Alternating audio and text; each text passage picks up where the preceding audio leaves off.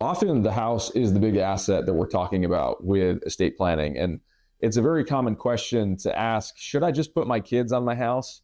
It'll obviously make it easier, right? And then they avoid probate and everything will be, all good for them.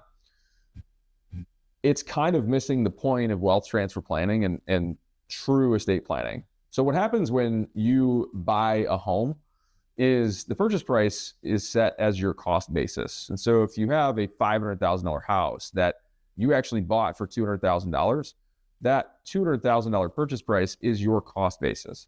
The cost basis is a tax term that we use to calculate profit and capital gains taxation.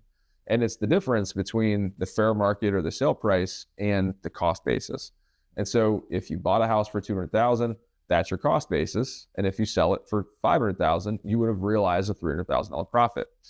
When we pass away, our kids or our beneficiaries get a step up in that cost basis. And so their basis becomes $500,000. If they receive it for $500,000 and they sell it for $500,000, they will not have to pay a single dollar in taxes because the purchase price and the basis are the same.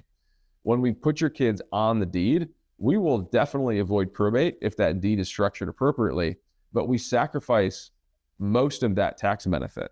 They will be deemed to have owned half of the property at least, and only half of that tax benefit will be had. So instead of getting a full step up in basis, they'll only get a half step up because the half that they own is not impacted by your death.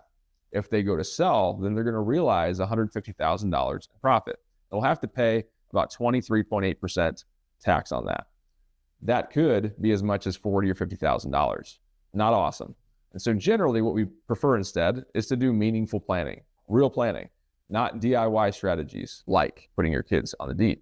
Things like trusts, things like even a will is going to pass inherited property at a step up in basis. That is by far a better outcome.